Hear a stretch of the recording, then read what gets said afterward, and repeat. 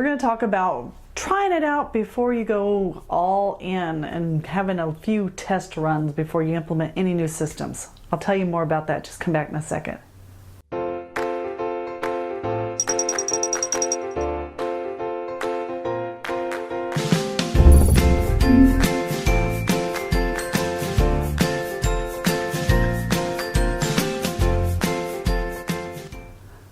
Hi, I'm Dr. Ginger Bratzel from New Patient Attraction Automation and gingerbratzel.com.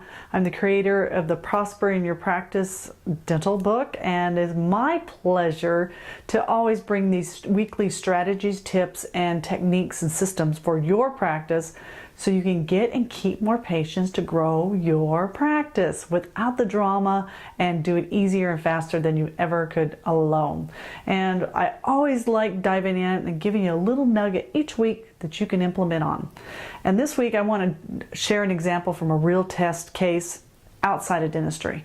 I am known for going looking for business models that work outside of dentistry because I think it's very, very important. And this lesson comes from McDonald's, of all places, which is a corporate headquarter, an icon. It's got a lot of systems. It's been known for a lot of business concepts, but I think there's a lot of value in what they have in the story of McDonald's. I don't know if you had a chance to check out the movie The Founder, and Michael Keaton, who plays Croc, and he calls himself the founder of McDonald's even though he didn't create it. And it tells the backstory of the McDonald's brothers. So that was Dick and McDonald's, you got it? And how they came up with their system. And when Croc went out there and saw what they were doing and how fantastic they were, and he just had to know more about their restaurant. But he was a lonely milkshake salesman just struggling to get by and not selling any of these machines, and these guys were buying these machines left and right because they were so busy. He's like, what's so special about them? And once he got there, he kind of figured it out really, really quickly once he experienced their unique model.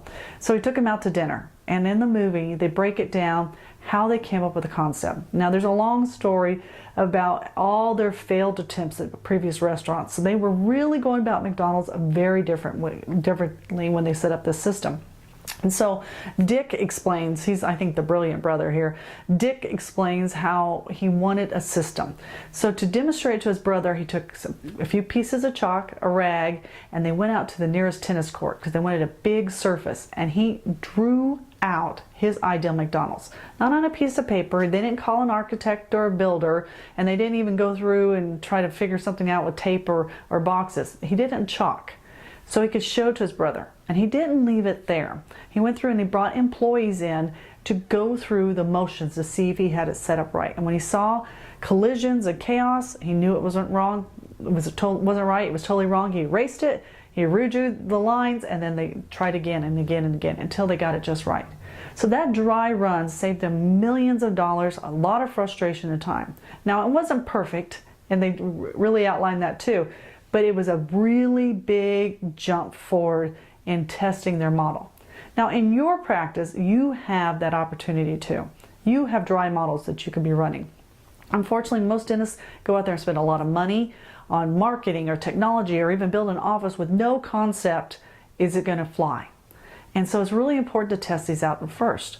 So anything new you need to do it on a scale. You need to do your dry run or a little test sampling before you go all in. I think that's very, very important. So every week you have the opportunity to do a dry run with your team members for training in your office meeting. So that's for vocal skills, that is for role playing, this is for communications, this is for equipment, this is for techniques. This is your opportunity. So if you're not having those office meetings, you miss that dry run. So all these happen. You have this opportunity in your marketing to do a small sampling and see if it rolls out. And if there's a bite, if it creates interest, it's good. Before you roll out big cases. And that's what, even though I'm in the marketing business, we always test small samples before we go out. That's the beauty of it. So don't go all in. What can you dry sample? What can you do a dry run, a little sample test on, and work it out just like Dick did in that tennis court many, many years ago to build what we know as McDonald's. This is your lesson for this week and your mission. So go out and do your dry run. Take care. This is Ginger.